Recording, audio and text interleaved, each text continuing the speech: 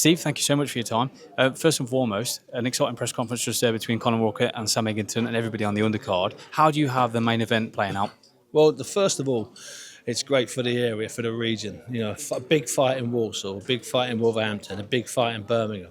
We don't have that many big fights. There was a time in the 90s when we'd have the occasional British title fight in Walsall, British title fight in Wolverhampton, and the occasional world title fight in Birmingham. I think that those three boxing hubs are short, and to get a fight with a local kid and then a kid from Birmingham, which is local enough, with all of the history attached to it, with all of the expectation, it's fantastic, really. I mean, no disrespect, but it's one of those matches. If we're sitting down 6 weeks ago in a local pub, drinking a proper bit of black country booze, and you said to me, Bunce, what's the best fight you'd like to see, a local fight? Do regions, do London, do Liverpool, do Manchester.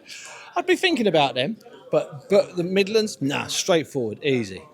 Big Sam against Big Conor. Simple as that. It would be the number one fight I'd put together for the Midlands. The fight that sells itself, essentially. Yeah, I mean, it sells itself, and Sam was right. We could have gone bigger, but was it a 12,000 fight? No. Is it bigger than a 3,400? Yes. But so what?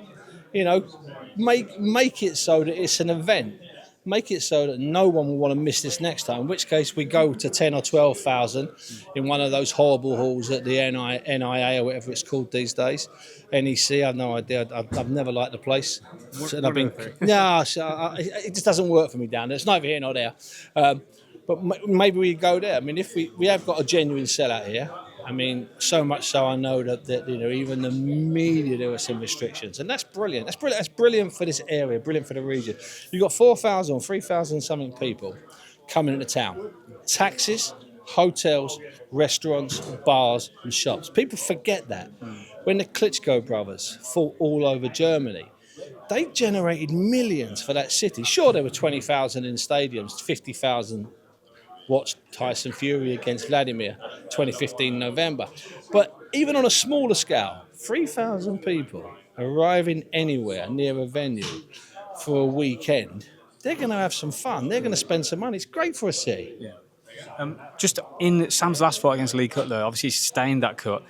Kerry Kayes did a terrific job in trying to magician, Kerry Kayes. trying to close it up. But unfortunately, it ended how it ended.